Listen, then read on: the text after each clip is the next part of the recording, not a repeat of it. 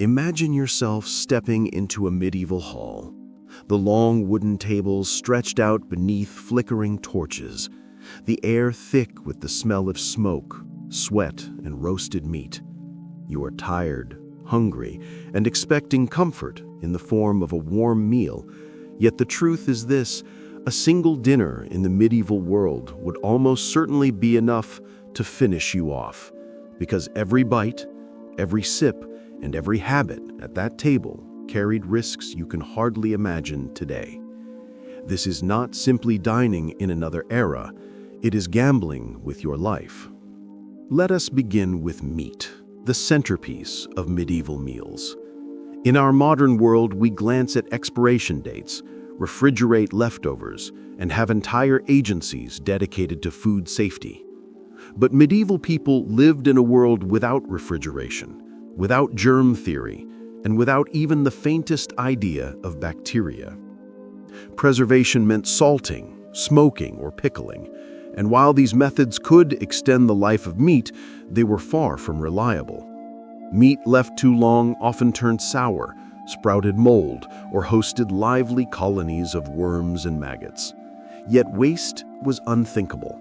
If the animal had cost money, time, and effort to rear, the meat would be eaten, whether it was fresh, questionable, or halfway to compost. Spoiled food was disguised with heavy sauces or drowned in spices if the household could afford them. Imagine chewing on a chunk of half-rancid beef, the smell so overpowering that cloves and cinnamon are your only hope of swallowing it. One stew gone wrong, and you would find yourself doubled over with food poisoning, with no hospital or antibiotics to save you. Bread, the true staple of the medieval table, was no safer.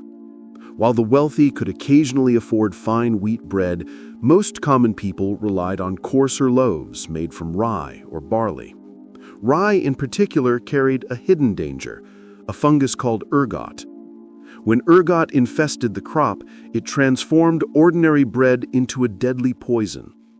Those who consumed it suffered terrifying symptoms: convulsions, hallucinations, burning sensations in their limbs, and in many cases, death. Entire villages sometimes experienced outbreaks of what was later called St. Anthony's fire, writhing in pain after consuming their daily bread. For people who relied on that loaf for survival, there was little choice but to eat and hope. To you, biting into a medieval loaf might not just mean nourishment. It could mean an evening spent clawing at your own skin or gasping for breath as poison coursed through your veins. Naturally, you would want something to wash it down, but water was the last thing you would touch. Rivers, wells, and streams, those picturesque features of the medieval landscape, were far from clean. People washed clothes in them, animals bathed in them, and waste of every imaginable kind was dumped into them. Drinking water carried the very real risk of dysentery, cholera, and countless other diseases that spread rapidly in crowded villages and towns. For that reason, the drink of choice was ale. Yet before you picture a refreshing pint of golden beer, think again. This was not modern craft ale, carefully brewed with crisp flavors and tidy alcohol content. It was small ale, weak in strength, cloudy in appearance, and sour to the taste. Children drank it, adults drank it, the elderly drank it. It was not for pleasure, but for survival, since fermentation killed at least some of the germs lurking in water.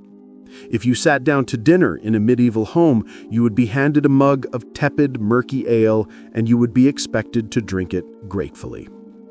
If you were fortunate or unfortunate enough to dine with nobles, the meal might appear grander, but danger still lurked in every dish. Wealthy households indulged in meat pies filled with pork, beef, pigeon, or even fish, yet luxury did not equal safety. The kitchens of castles and manors lacked both hygiene and regulation. Food might sit for hours before serving, allowing bacteria to flourish. Spices were lavishly used not because people loved exotic flavor, but because they were often the only way to mask the taste of meat already turning rancid. Picture a venison stew, thick and rich, yet beneath the pepper and saffron, the meat is well past its prime. Nobles drank wine, but even this was no guarantee of safety. It was often watered down or adulterated with herbs and sweeteners to hide spoilage. And then there was the silent danger of the very tableware. Pewter dishes and lead goblets leached toxins into food and drink, meaning that nobility sometimes slowly poisoned themselves in the name of refinement. As for manners, you might prefer not to know. Forks were rare, considered strange or even effeminate. Diners ate with their fingers or their personal knives, often licking them clean between bites. Food was served onto trenchers, thick slabs of stale bread that doubled as plates. These trenchers soaked up the grease, juices, and sauces of the meal before being tossed aside to servants, beggars, or dogs.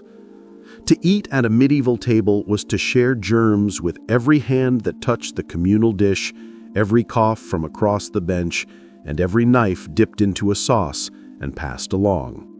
Hygiene, in the sense that we know it today, simply did not exist. Parasites were another constant guest at the table. Pork, in particular, was notorious for carrying tapeworms and other parasites, and without proper cooking standards, a single slice could lodge a colony of worms inside your body. Stomach pains, wasting illness, and slow decline followed, but people considered these normal ailments. To survive medieval meals was often to accept that your intestines were home to more than just food. Even sweets, a rare luxury, were risky. Honey was the common sweetener before sugar became widely available. But honey could harbor dangerous spores that sometimes led to foodborne illness. Sugar, when it arrived from far-off lands, was so expensive that it was treated more like a spice or a medicine, and wealthy nobles overindulged, rotting their teeth and creating yet another layer of suffering. Dessert was not the comfort it is today. It was another gamble. To paint the full picture, let us imagine a single meal. You're seated at a long table in a smoky hall. A trencher of stale bread is placed before you, already greasy from the stew ladled onto it. The meat inside the stew smells heavily of cloves and garlic, perhaps to disguise the fact that it is days old. You pick it up with your fingers, already sticky with ale that sloshed from your mug, and you bite into the chewy bread, hoping it has not been baked from ergot-infected rye. A servant brings more ale, sour and warm, but you drink it quickly because you cannot risk water. Across the table, another guest coughs violently into the dish of beans before passing it to you. At the far end of the hall, nobles drink from shining cups, not realizing the lead is slowly damaging their bodies.